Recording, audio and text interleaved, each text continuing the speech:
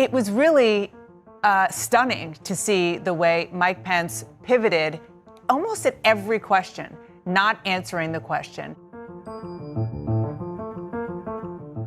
Vice President Pence, have you had a conversation or reached an agreement with President Trump about safeguards or procedures when it comes to the issue of presidential disability? And if not, do you think you should? Well, Susan, thank you, although I would like to go back. I think we need to move on to the issue. Well, thank you, but I would like to go back because the reality is that we're going to have a vaccine, Senator, in record time. Senator Harris just said that climate change is an existential threat. Vice President Pence, do you believe that climate change poses an existential threat? As I said, Susan, the climate is changing. We'll follow the science.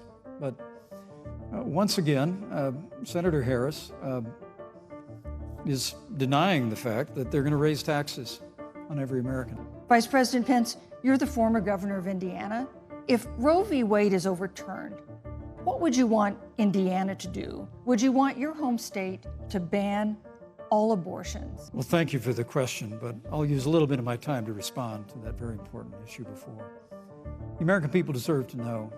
Qasem Soleimani, the Iranian general. How would your administration protect Americans with pre-existing conditions to have access to affordable insurance if the Affordable Care Act is struck down? Well, thank you, Susan, but let me just say, addressing your very first question, I couldn't be more proud to serve as vice president to a president who stands without apology for the sanctity of human life. President Trump has several times refused to commit himself to a peaceful transfer of power after the election.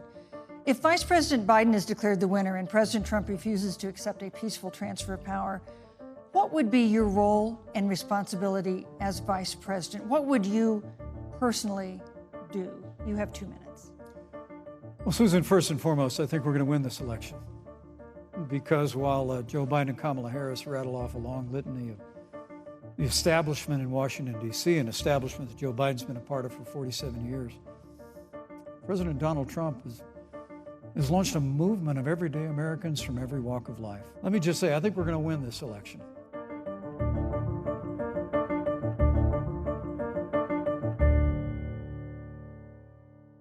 Who are the people that run the world? It's not some shadowy secret society. It's the very people you'd think. Politicians, the ultra-rich, military contractors, monarchs, media moguls. Hi, I'm Sean Morrow, the host of Who Is the Podcast, the first podcast from NowThis and iHeartRadio. On Who Is, I'll dive deep into the fascinating lives of the people who run things, those whose decisions impact every aspect of our lives. How did they get where they are today? And knowing that, what might they do next? How do they use all this power they've accumulated? From Vice President Mike Pence and Speaker of the House Nancy Pelosi to Chief Justice John Roberts and whatever it is Jared Kushner does. On Who Is, I'll introduce you to the reporters and experts who know these real-life world molders best. Sharp-eyed observers and confidants who work with, follow, and examine our subjects every day.